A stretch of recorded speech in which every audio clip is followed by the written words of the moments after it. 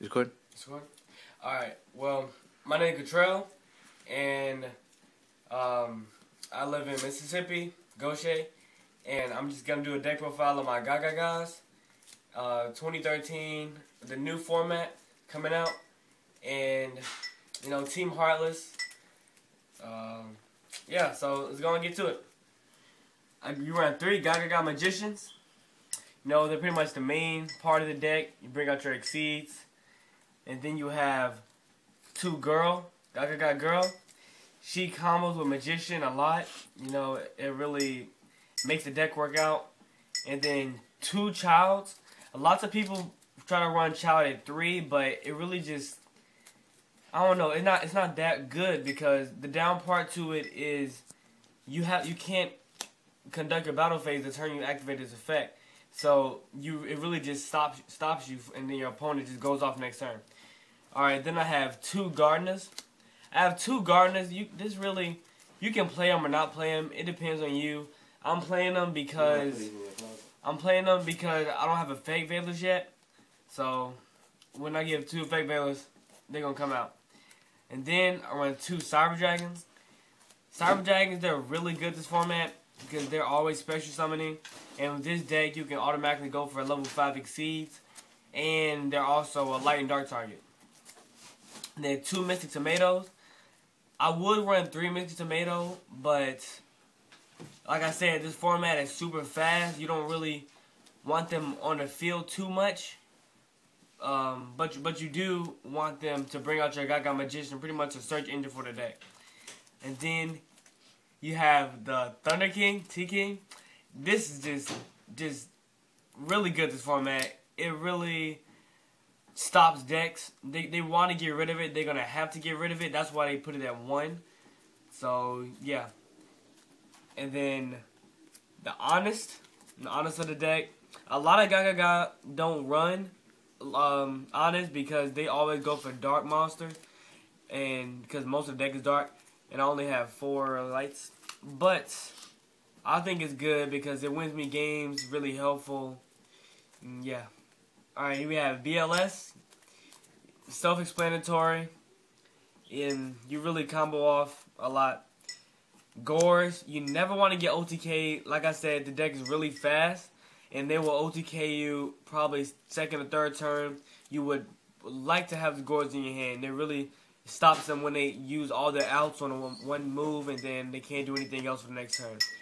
Then you have Chaos Sorcerer, you know, self-explanatory. Dark Arm Dragon, you kind of have graveyard control because of your Chaos Sorcerer, your BLS, you know, different things, your Gagaga Revenges. It really helps with the graveyard control. So it's pretty good. Alright, now that's done with the monsters. And now you have, getting to the magics. You always want to have 3 Gagaga Revenge. This is just so helpful. The best magic card you can have in this deck. It just, I don't know. It's just too good. It's too good not to run at 3. Then you have 3 Gagaga Bolts, because you don't like stuff on the field. Like, you really don't. This goes for back row and monsters, so it gets rid of stuff fast. And 3 MSTs, like I said, this deck despises back row. You want to get rid of it as soon as possible. Then I have an Instant Fusion for safety, really. You go for Utopia or go for Adrius, you know, Chronomally. Or T-Roz, it don't really matter. Just an extra Exceed. You have a Dark Hole, Mind Control. 1 Pod Duality, I don't see why you would run more than 1. First turn Pod is really good, but any other time, it just stops your hand. And then 1 Gagaga Wind. I'll run this because if you have a Child in your hand and a Gardener, you wanna attack. You don't really wanna use Child's effect when you can't conduct your battle phase when you're only going for Utopia. So Gagaga Wind does that. It lets you get that and you can still attack. Or if you have a Gardener on the field, you activate this. You can bring out Gagaga Girl and make it level 4 or Gagaga Child, it doesn't really matter. You know, it gives you an extra exceed. So that I'm done with the magic cards.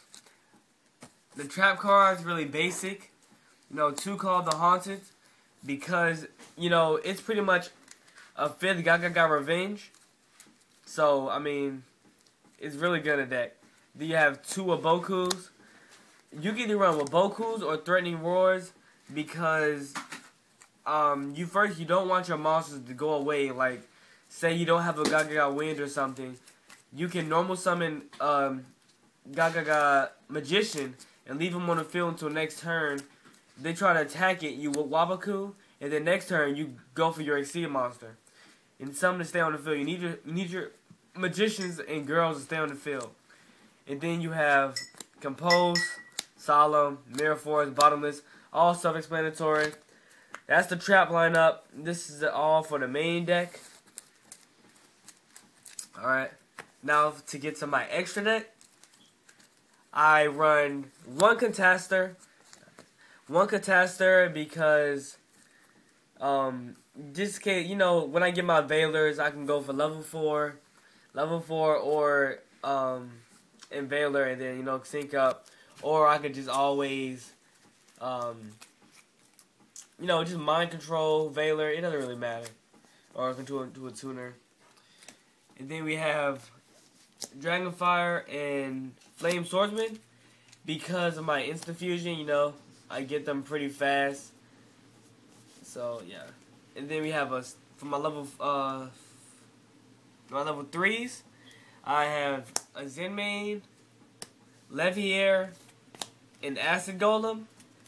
They're pretty much Leviair. I don't go for as much, but you can, like, say you use your Honest and you remove it from play for Chaos Sorcerer or BLS, you go for this, put it back on the field, put it back to your hand, recycle like crazy. It's pretty good. Your Acid Golem to get over, you know, Stardust Dragon, any of them cards that you need to get off the field really quick.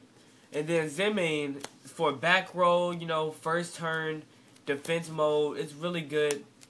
For my level 4s, have a Roach, Still Swarm Roach. It's not really good this format, but I'm leaving it in there just in case. Then I have a Gagaga Cowboy. It's really good, especially if they have a few life points left. Defense mode, detach, good game. Utopia, you know, pretty much staple. I do need other level 4s, but this is all I have right now. Now for my level 5s, T-Roz and Adrius. These two I go for all the time. I can't stress enough, you need them in this deck. You need them.